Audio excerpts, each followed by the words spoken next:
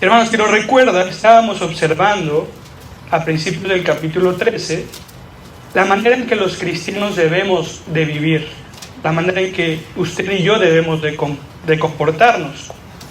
Y aprendíamos que nuestra religión no solamente se trata de adquirir conocimiento, sabiduría, no, hermanos, sino que nuestra religión, el cristianismo verdadero, se trata de vivir completamente conforme a la voluntad de nuestro Señor. Del versículo 1 al 6, el autor retoma temas como la hospitalidad, basada obviamente en el amor al prójimo, la pureza sexual y la amenaza que nos representa la codicia. De cierta manera, esto nos vincula con la ley del antiguo pacto. Pues ella dice, amarás a tu prójimo como a ti mismo, no cometerás adulterio, no codiciarás, lo cual es un extracto de la ley antigua. Y ahora, hermanos, algunos de nosotros sabemos, de acuerdo con Romanos 7, versículo 7, que la ley fue dada para que llegáramos al conocimiento de nuestro pecado. No fue dada para que la cumpliéramos completamente, porque nadie puede. Y por lo tanto, los versículos del 1 al 6, de alguna manera, podrían llegarnos a angustiar, porque ¿cómo puede ser posible que el autor nos pida que vivamos algo que sabemos que no podemos vivir? Afortunadamente, del versículo 7 al 17, el autor nos presentó a Cristo, nuestro modelo a seguir. Y no solamente nuestro modelo, sino que también nos los presentó como nuestro libertador del pecado. Cristo nos dio libertad a los suyos en la cruz. Y es debido a la conversión, al trabajo del Espíritu Santo en nosotros, que no solamente estamos llamados a vivir en santidad, sino que podemos vivir en santidad. El día de hoy, el final de la epístola a los Hebreos nos seguirá animando a la obediencia, pero ahora lo va a hacer específicamente en el contexto de la congregación. Esto es, debemos de ser obedientes también en la iglesia, aquí, en medio de nosotros. Por lo tanto, hoy aprenderemos que en Hebreos capítulo 13, del versículo 18 al 25, Dios le da 4 indicaciones a su iglesia para que perseveremos en su voluntad. La primera indicación es: mantengan un buen liderazgo. Eso lo vamos a ver del versículo 18 al 19. La segunda indicación es la siguiente: ríndanse al Evangelio, del versículo 20 al 21. La tercera indicación es: resistan la prueba, versículos 22 y 23. Y finalmente, únanse en gracia, versículos 24 y 25. Hermanos, en Hebreos capítulo 13, del versículo 18 al 25, Dios le da 4 indicaciones a su iglesia para que nosotros perseveremos en su voluntad. De ninguna manera nos queremos encontrar fuera de su perfecta voluntad, ¿cierto? Por lo tanto, mantengámonos en un buen liderazgo, rindámonos al Evangelio, resistamos la prueba y unámonos en gracia. Y pasemos a la primera parte. Aprendamos cómo conservar un buen liderazgo en nuestra congregación. El escritor de Hebreos dice, versículos 18 y 19: orad por nosotros, pues confiamos en que tenemos buena conciencia, deseando conducirnos bien en todo. Y más os ruego que lo hagáis así, para que yo os sea restituido más pronto. Pero lo primero que muestra el texto para tener un buen liderazgo en la iglesia es que la iglesia lo sustente en oración. Sí, como lo veremos más adelante, una de las tareas principales de los pastores es la oración. Sin embargo, nosotros, los que por la misericordia y únicamente por la gracia de Dios estamos al frente de ustedes, estamos hechos del mismo material que ustedes. Somos de carne y hueso y compartimos sus mismas limitaciones y dificultades. Aunado a esto, al estar aquí al frente, automáticamente nos convertimos en blancos más perceptibles del enemigo. Por lo tanto, hermanos, es necesario que usted adopte la costumbre de orar por sus pastores. Hermanos, esto resultará no solamente en nuestro beneficio, sino finalmente en la bendición de toda la congregación, para el bien de cada uno de ustedes. Y hermanos, yo hablo en plural, porque por el momento los pastores de esta iglesia no soy, más yo, somos Ricky y yo.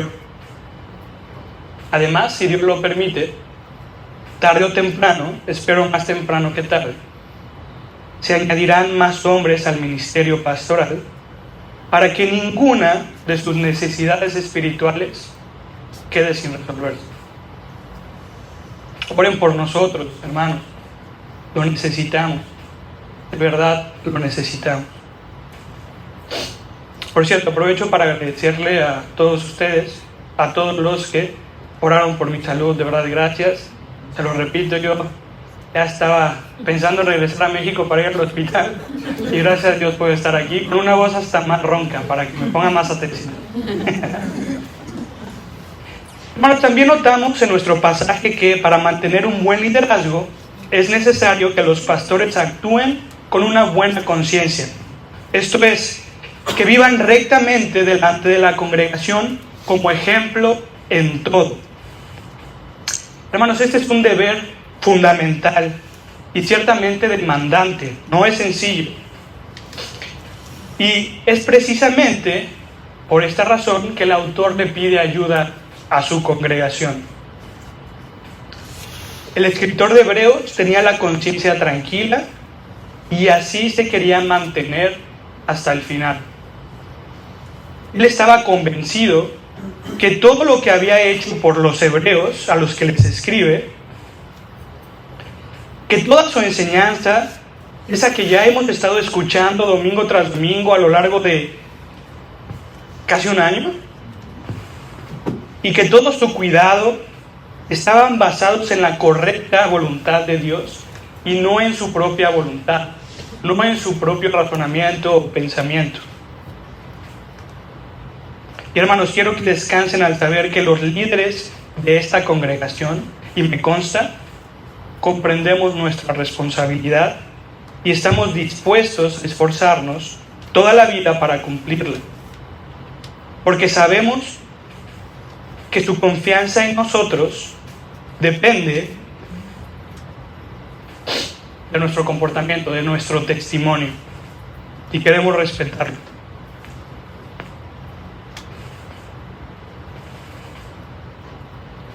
Perdón, hermano, que se me movió el apunte.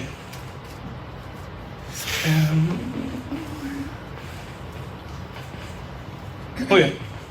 Un comentarista opina que en este versículo 18 es como si el autor dijera: hermanos hebreos, ténganme confianza, estén seguros de que a pesar de que no habían oído antes lo que les estoy enseñando, estoy en lo correcto. Hermanos, los hebreos, los receptores originales de la carta, debían estar seguros y confiar en que su pastor... ¿Y ese sonido? Bueno, ellos debían estar seguros de que su pastor los estaba llevando por un buen camino.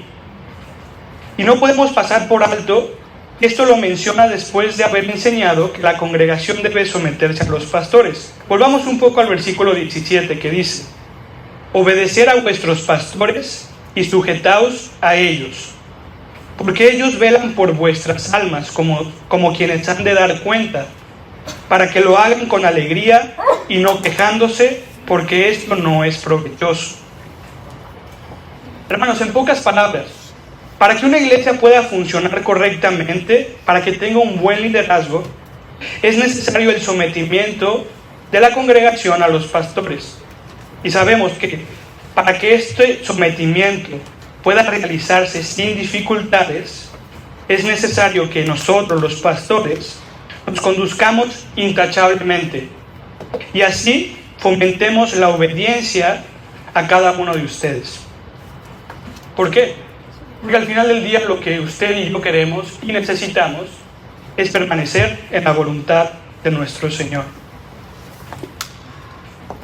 Y hermanos, yo sé perfectamente que lidiar con el tema del sometimiento no es algo sencillo. Por naturaleza, uno podría pensar que los pastores buscan una posición de autoridad para abusar de la congregación.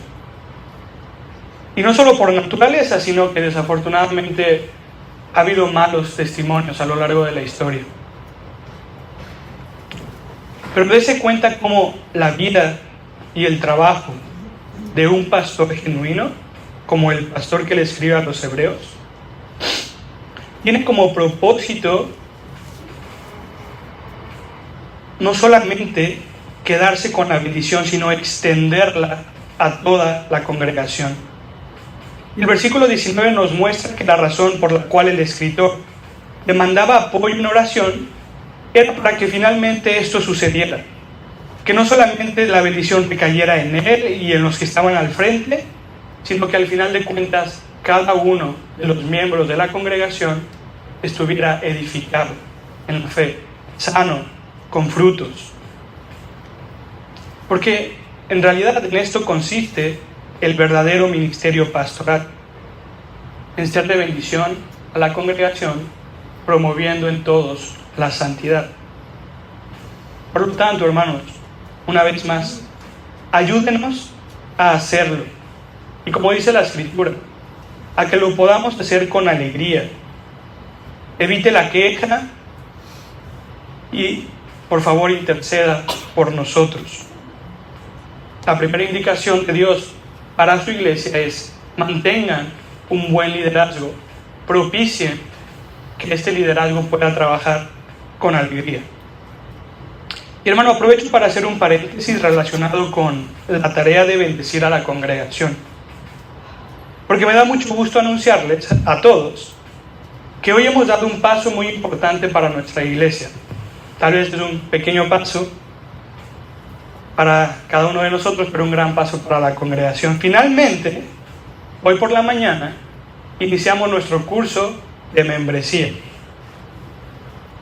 Y hermanos, con este curso esperamos que cada uno de los que está aquí podamos al final de cuentas llegar a ser miembros oficiales de la iglesia.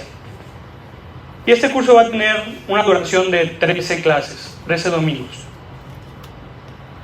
Y el propósito es que podamos comprender qué es lo que esta iglesia cree y enseña, para que una vez habiendo escuchado y habiendo estado de acuerdo, usted se pueda comprometer formalmente con esta congregación. Brevemente le explico para qué sirve la membresía local para los que no pudieron estar esta mañana. Hermanos, la membresía es una práctica bíblica que tiene el propósito principal de cumplir ordenadamente el propósito que Dios tiene para su iglesia. Al aplicar la membresía bíblica en nuestra congregación, vamos a poder hacer lo siguiente: adorar a Dios con mayor excelencia, pues la membresía fomenta un compromiso formal con nuestro servicio a Dios. También podremos alcanzar a los perdidos de manera bíblica y bien organizada, pues comprenderemos que es nuestra responsabilidad que cada uno de nosotros cumpla el Evangelio y lo lleve allá afuera. Y al mismo tiempo, gracias a la membresía, vamos a poder edificarnos mutuamente. Vamos a entender la responsabilidad que usted tiene con el otro para exhortarlo a buenas obras y para disciplinarlo en caso de ser necesario. Además, la membresía bíblica nos va a ayudar a los pastores de esta congregación. ¿Para qué? Para tenerlos bien identificados y para poder nutrirlos espiritualmente de la mejor manera. Por lo tanto, le ruego que venga a la escuela bíblica, que va a ser todos los domingos de 11:30 a 12:10 de la tarde. O sea, 11:30 de la mañana a 12:10 de la tarde, no se me va a confundir. Hermanos, como nunca se ha implementado en esta congregación, estamos apuntándole a que cuando terminen las 13 clases, todos podamos hacernos miembros al mismo tiempo. Esperamos que llegue ese día, en 13 domingos, en donde delante de este espacio nosotros podamos hacer un compromiso juntos. Pero cerrando el paréntesis acerca de la membresía y considerando todo lo anterior, para obedecer y mantenernos juntos en la voluntad de Dios, esto es, que debemos servirles con buena conciencia a los que estamos al frente, y que para lograrlo necesitamos de su ayuda, de sus oraciones, mantengamos entonces un buen liderazgo como nos lo está demandando la Escritura.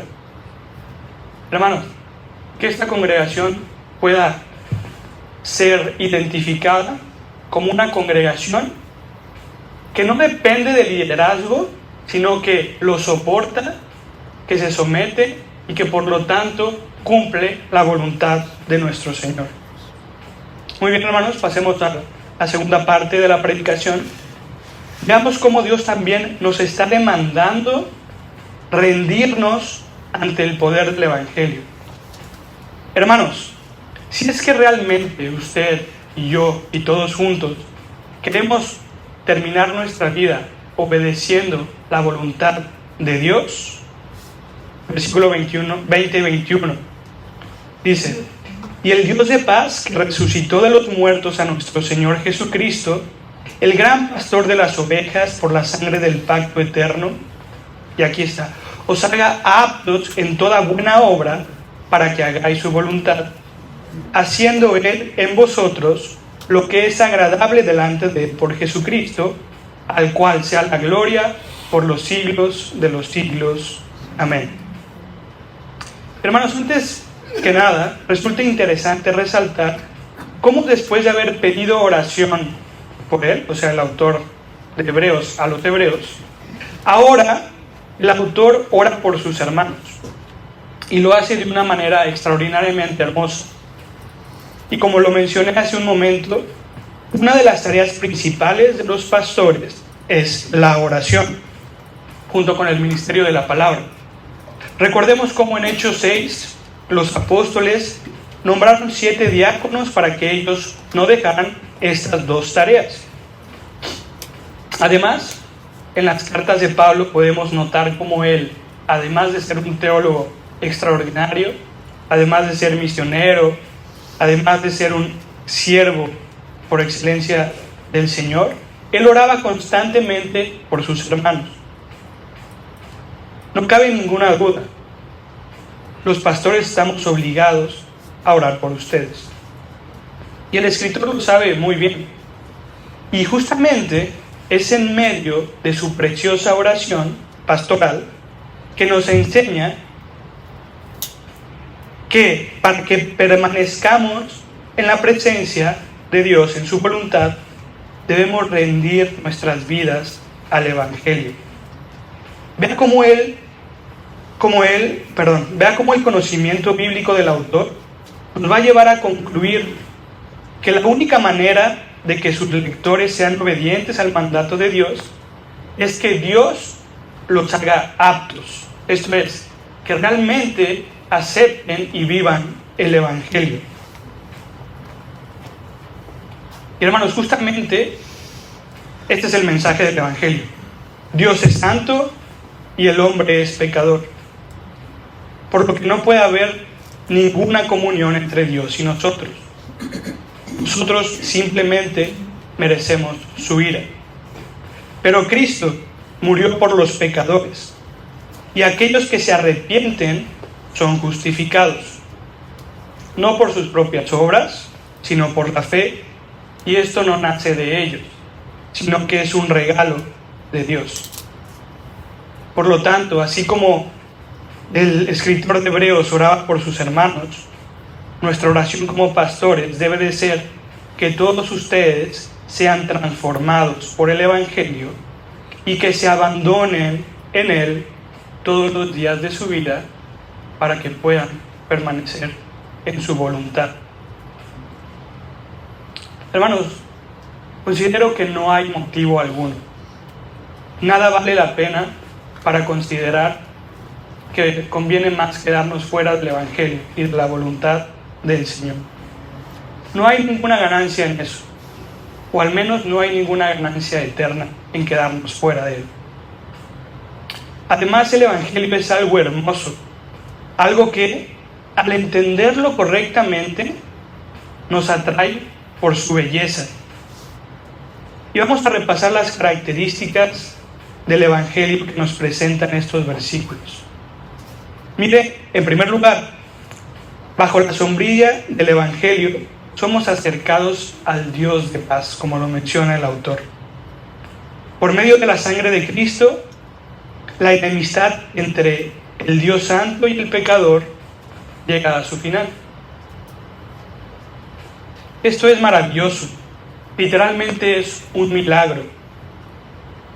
Y este milagro es más grande que todos los milagros que se han registrado en la historia del hombre y se siguen repitiendo en nuestros días. Tener una relación de paz con el Creador. Hermanos, ¿qué cosa puede ser mejor que esto? No hay nada.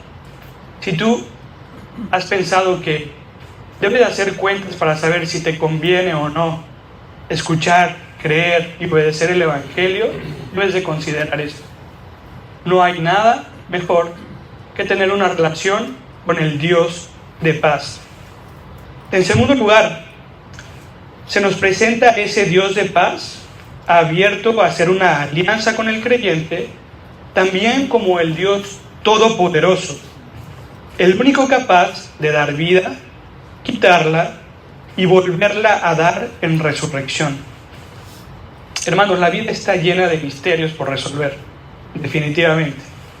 Pero hay una verdad tan evidente y clara para toda la humanidad que no requiere más estudio, no requiere una comprobación. ¿Cuál es esta verdad? Esta verdad es que todos los seres vivos que nacen, mueren. Por lo tanto, tú y yo, nos guste o no, estamos destinados a morir. Pero el Evangelio y las palabras del autor a los hebreos nos enseña que Dios resucita, que resucitará a todos nosotros de la misma manera que fue capaz de resucitar a Jesucristo y nos llevará a su presencia.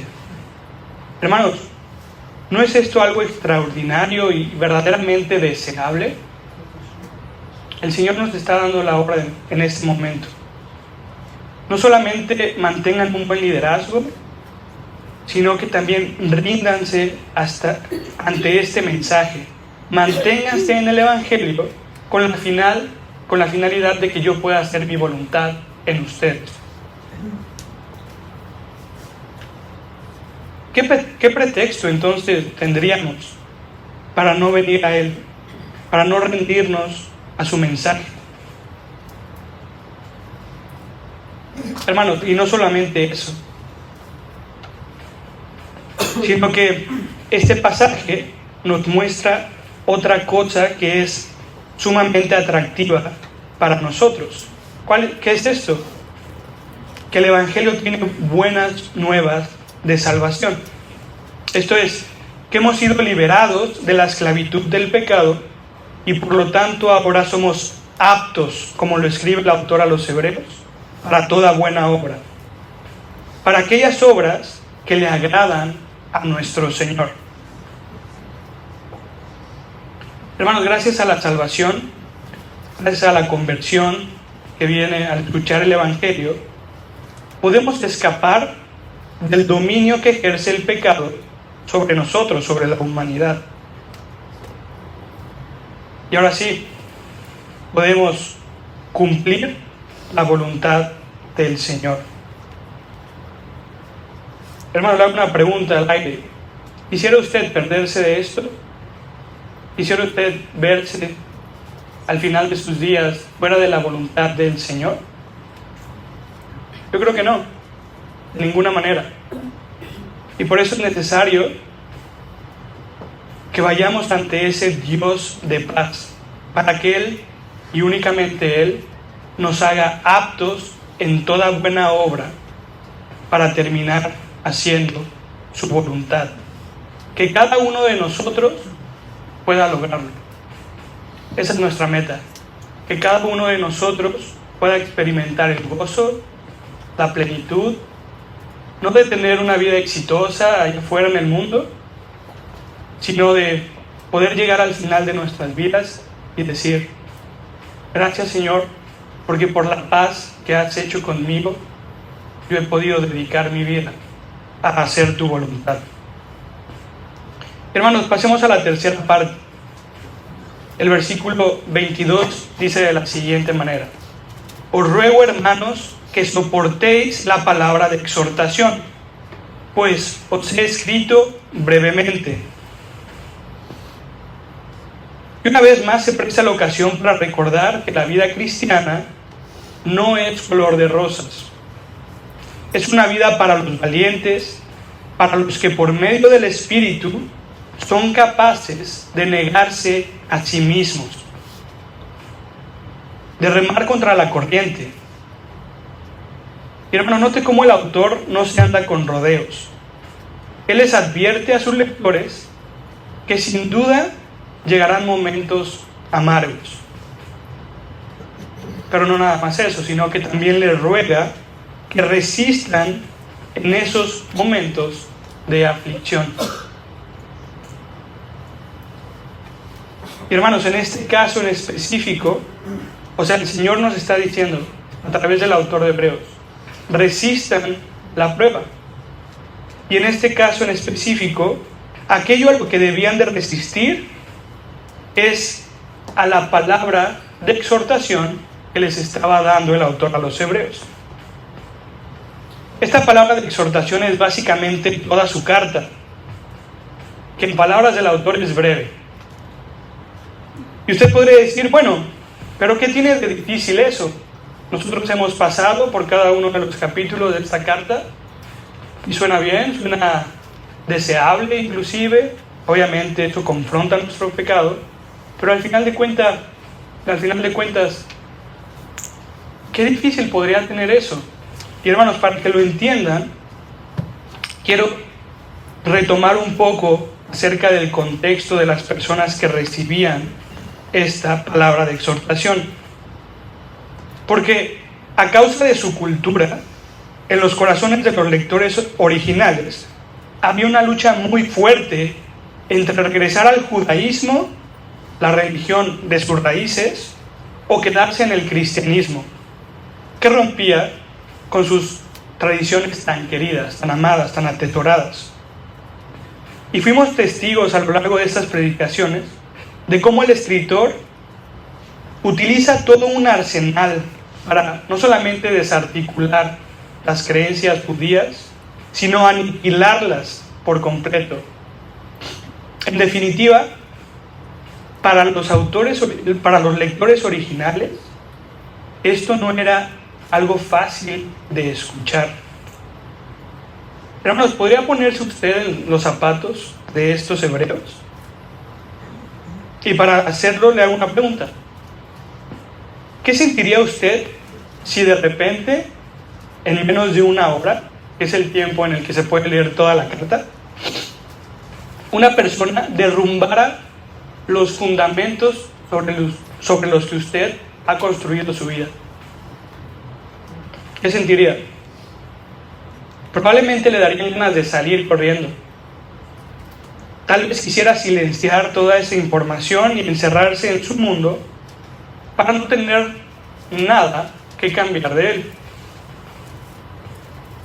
Hermano, este tipo de aflicción estaba sucediendo en el corazón de los lectores originales. Y es por eso, justamente, sabiéndolo el autor, que les ruega que resistan su enseñanza para hacer la voluntad de Dios, debemos de resistir su palabra, que como lo decía, si no me equivoco, el hermano Nahum, es cortante, que nos corta hasta lo más profundo de nuestro ser. Pero hermanos, siendo realistas, nosotros no tenemos ese problema. La verdad es que no hemos sido criados en el judaísmo. Probablemente al escuchar estos mensajes, pues no haya ese conflicto, no haya esa resistencia en nuestros corazones. Pero lo cierto es que algunos de ustedes probablemente han sido criados en el catolicismo y conocen perfectamente el terremoto que ocasiona el evangelio verdadero dentro del corazón. Incluso, este terremoto lo pueden experimentar personas que crecieron dentro de la iglesia evangélica, pero rodeados de una serie de falsas enseñanzas y que, por la gracia de Dios, en un momento de sus vidas, fueron confrontados con la verdad.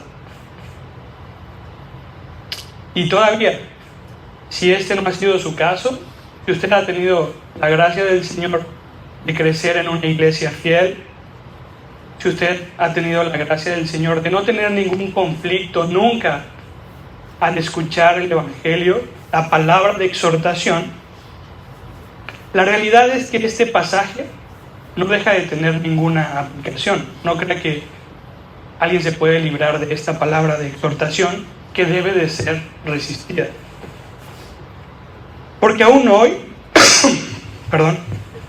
nosotros debemos de resistir la sana enseñanza.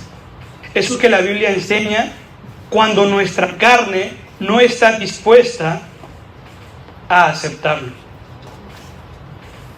Por ejemplo, hoy aprendimos que debemos de orar, y no orar solamente buscando nuestro propio beneficio, sino también orar, en este caso, por los pastores. ¿Y a quién me apetece obedecer esto? ¿Quién dice, hoy me levanté con las ganas, no solamente de orar para mi beneficio, sino para el beneficio de la iglesia y en específico para el beneficio de mi pastor? Yo creo que eso va en contra de nuestra naturaleza. Simplemente el hecho de orar ya va en contra de nuestro corazón. No necesitamos venir del catolicismo ni de una iglesia en donde se enseñe falsa doctrina para que también usted y yo debamos de resistir, esto es, obedecer a pesar de que no queramos, la palabra de exhortación.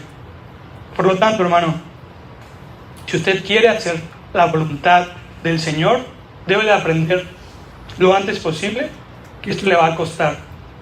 Eso le va a costar dejar su voluntad a un lado. Versículo 23. Sabed que está en libertad nuestro hermano Timoteo, con el cual, si viniere pronto, iré a verlos. Y qué maravillosa es la palabra del Señor, porque no solamente nos dice cómo hacerlo, no solamente nos dice qué hacerlo, sino también nos da un ejemplo. Y un ejemplo real, un ejemplo de carne y hueso. Porque mire cómo nuestro joven y ejemplar hermano Timoteo fue encarcelado y después de ser liberado, no se fue a disfrutar de su libertad, sino que continuó haciendo la labor del ministerio. Él sí entendió que debía de obedecer a pesar de que su corazón, a pesar de que su voluntad quería irse por otro lado. ¿Puede imaginarse eso? Yo no sé si alguna vez usted estaba encerrado. Bueno, sí, hace unos 3 añitos todos nos encerramos. Y cuando todo se abrió, muchos de nosotros disfrutamos para hacer lo que nosotros queríamos. Pero en este caso, Timoteo, al ser liberado, él no hizo lo que él quiso, sino que regresó a la obra del ministerio.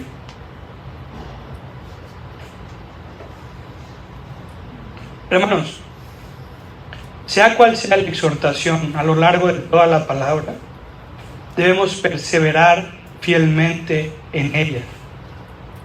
Y a pesar de que usted haya crecido en un contexto distante al judaísmo, este versículo sigue teniendo aplicación en su vida. Iglesia, resista la prueba, permanezca firme cuando la Escritura lo llama a morir a usted mismo. Y mi deseo es infundirle ánimo. Quiero que sepa que no hay mejor lugar para hacernos fuertes que en medio de nosotros mismos, en medio de la iglesia del Señor. Espero que pueda ver la importancia de la membresía, la importancia de reunirnos domingo tras domingo.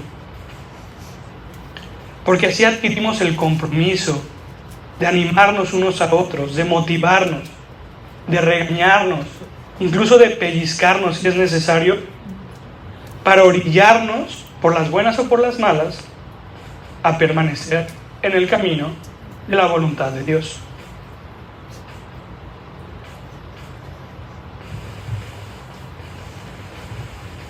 Hermano, las últimas palabras del versículo 23 nos van a servir de transición para la parte final de esta predicación. Vea como la frase, con el cual si viniere pronto iré a veros, pone en evidencia la unión que existía entre el autor de la carta con sus colaboradores y sus lectores. Entonces, hermanos, hasta aquí hemos visto 3 de las ordenanzas que Dios nos está dando. Primero, el autor nos exhortó a que todos nosotros, tanto congregación como pastores, debemos permanecer teniendo un buen liderazgo en este lugar. Después, al presentarnos a Dios, al Evangelio, al decirnos que solamente a través de Él y de la conversión que Él hace podemos permanecer, nos está exhortando a rendirnos a su voluntad, a su Evangelio. Debemos de entender que nosotros, por nosotros mismos, nunca vamos a poder hacer nada. Por lo tanto, en nuestra mente siempre tiene que estar el Evangelio de la gracia. En tercer lugar, hemos visto cómo el autor nos exhortó a resistir la palabra dura, esa palabra que nos corta, esa palabra que nos confronta y que no siempre nos gusta. Ahora, finalmente, hermanos, vamos a ver cómo el ejemplo de los hermanos que aquí se describen nos va también a obligar a que entre usted y yo haya una unión verdadera, una unión en gracia.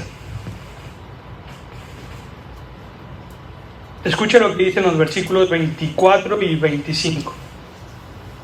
Saludad a todos vuestros pastores y a todos los santos. Los de Italia os saludan. La gracia sea con todos vosotros. Amén. Y en estos versículos podemos ver de nuevo la organización que tenía la iglesia. Ellos, a pesar de que eran una de las primeras iglesias de la historia, contaban en primer lugar con una pluralidad de ancianos, con varios pastores. Y podemos llegar a la conclusión de que la iglesia que recibió esta carta identificaba claramente al grupo de pastores y a los miembros que asistían. Y que los denomina aquí no como cualquier persona, sino como los santos del Señor. También quiero resaltar el tipo de relación que debe haber entre santos y pastores, entre la congregación y sus guías. Recuerda el versículo 17. Ahí en primer lugar el autor nos enseña que los santos se deben de sujetar a sus pastores. Pero no solamente quedan malas noticias. En el versículo 18 también les enseña que los santos deben orar por sus pastores. Y la buena noticia está aquí. En el versículo 20 nos dimos cuenta cómo esa relación es recíproca. Porque también los pastores, como lo hizo el autor de Hebreos, deben orar por sus ovejas.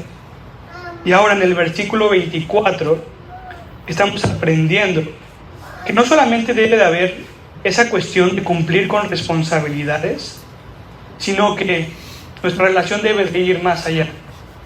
Debe de haber una relación de compañerismo entre estos dos grupos.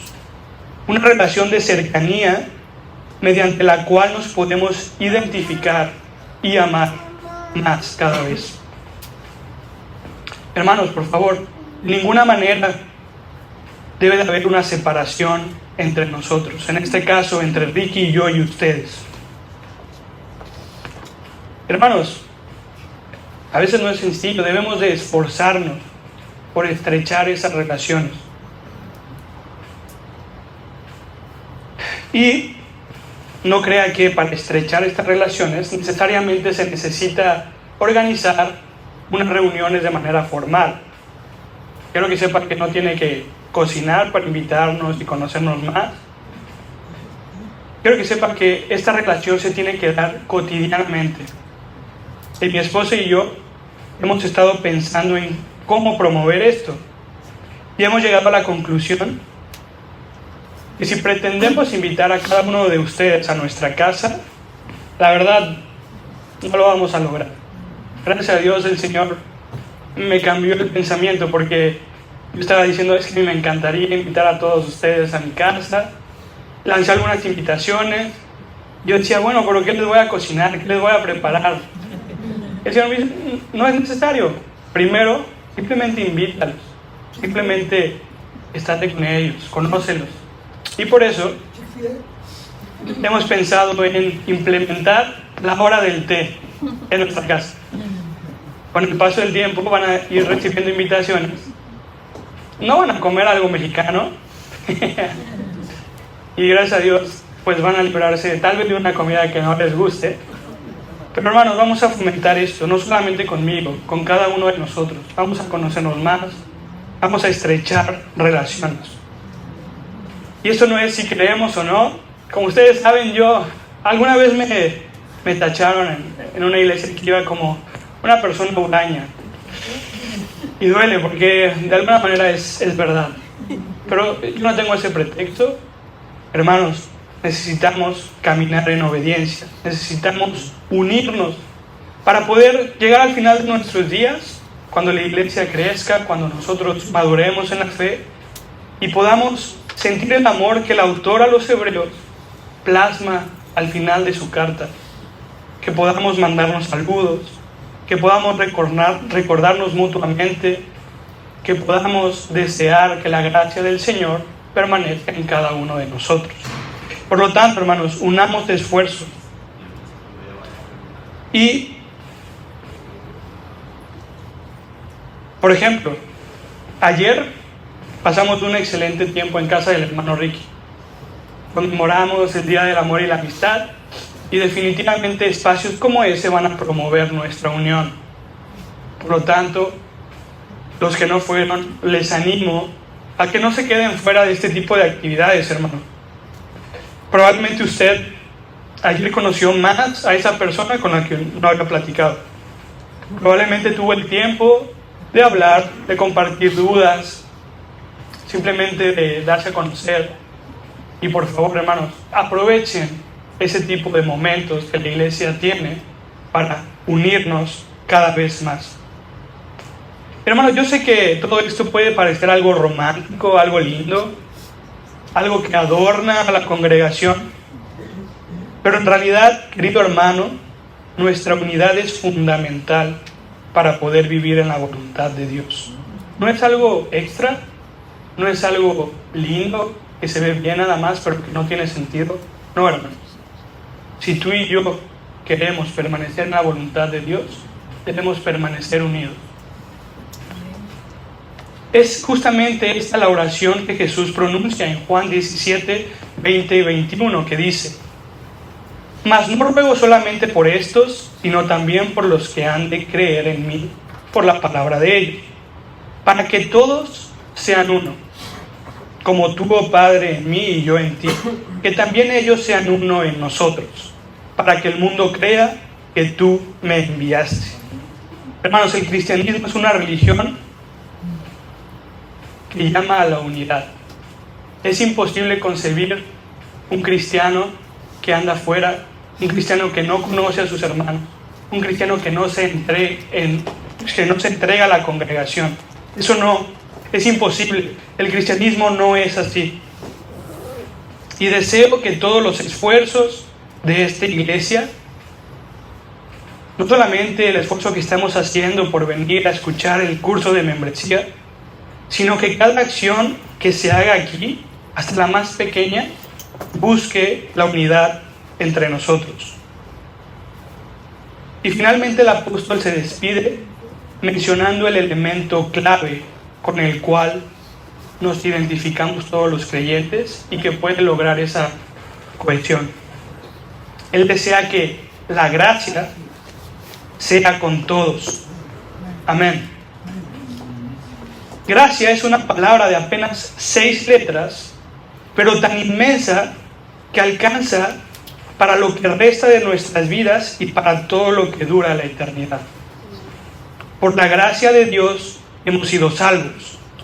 Por la gracia de Dios hemos sido libertados. Por gracia hemos sido adoptados. Hermanos, es por pura gracia que tenemos derecho a la herencia. Y es solo por la gracia de Dios dada a nosotros que tenemos el privilegio de tener acceso a la iglesia de Dios, al cuerpo de Cristo, a la comunidad de los santos, sobre la cual el Hades no prevalece. La comunidad que ha sido comprada con precio de sangre y que es columna y baluarte de la verdad.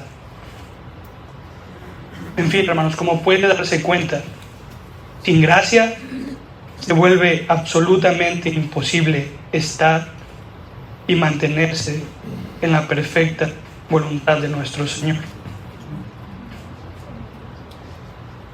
Concluyendo, espero que después de haber escuchado acerca de la superioridad de Cristo a lo largo de todo el libro de Hebreos, después de haber escuchado del nuevo y mucho más importante pacto que tenemos solamente en Cristo, la conclusión sea que usted sea capaz de obedecer lo que Dios nos ordena. Colabore, hágase responsable para que esta congregación mantenga un buen liderazgo. Rinda su vida siempre, por completo, al mensaje del Evangelio.